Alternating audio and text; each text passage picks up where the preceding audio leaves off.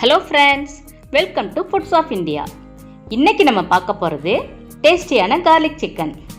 இது வந்து fried rice, பரோட்டாக்கெலாம் ஏற்ற ஒரு நல்ல சைட் டிஷ். வாங்க எப்படி செய்கிறதுன்னு பார்ப்போம். இதுக்கு ஒரு 1/4 கிலோ போன்லெஸ் சிக்கன் எடுத்திருக்கேன். முதல்ல அதை மேரினேட் பண்ணிப்போம். ஒரு பவுலில் ஒரு முட்டையை உடச்சி ஊற்றிப்போம். அதோட 2 டேபிள் ஸ்பூன் கார்ன்ஃப்ளவர்,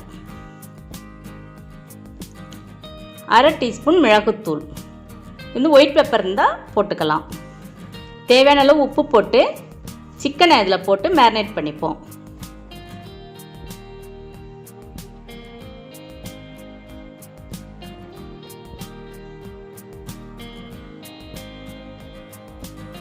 இது ஒரு 1/2 மணி நேரம் நல்லா ஊறட்டும்.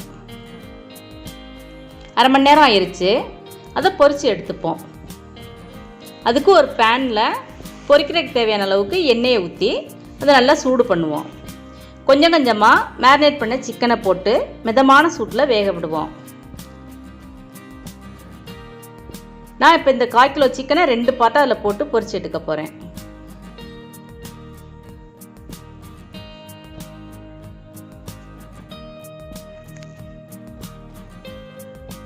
இது ரொம்ப கிறிஸ்பியாக பொரிச்சு எடுக்கக்கூடாது. சிக்கன் வேகிற அளவுக்கு பொரிச்சா போதும்.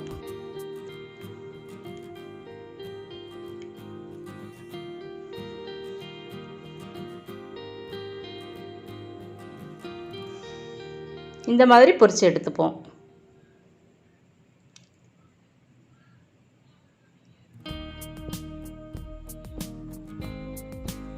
பாருங்க, சிக்கன் நல்லா சாஃப்டாக இருக்குது. இந்த மாதிரி பொரிச்சு எடுத்துக்கணும்.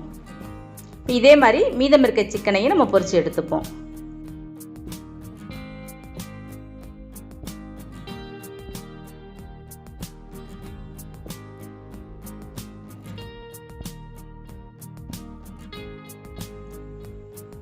இப்போ நம்ம எல்லா சிக்கனையும் பொரிச்சு எடுத்தாச்சு.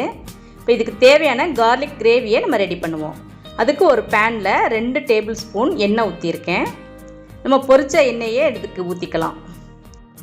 பொடியாக நறுக்கின பூண்டு ஒரு 10 பல் இதில் போட்டு நல்லா வதக்குவோம். பூண்டு கலர் மாறுற வரைக்கும் வதக்குவோம்.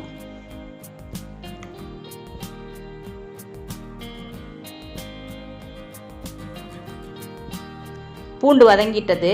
இதோட ஒரு பெரிய வெங்காயத்தை இந்த மாதிரி நறுக்கி இதில் போட்டுப்போம். 2 பச்சை மிளகாய் பொடியாக நறுக்குனது,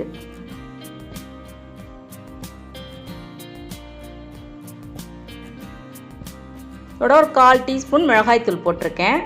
நீங்கள் சில்லி சாஸ் இருந்துச்சுன்னா அதை 1 டேபிள் ஸ்பூன் போட்டுக்கலாம். அப்போ மிளகாய்த்தூள் போடணுங்கிற தேவையில்லை.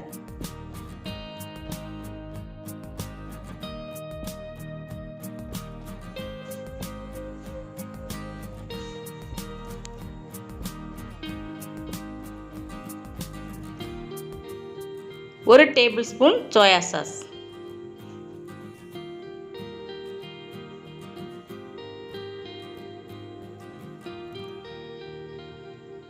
1 table spoon tomato sauce, 1/2 teaspoon pepper,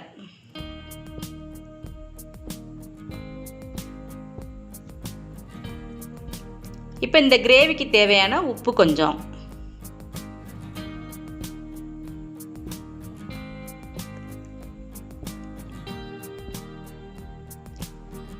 ஒரு டேபிள் ஸ்பூன் வினிகர்.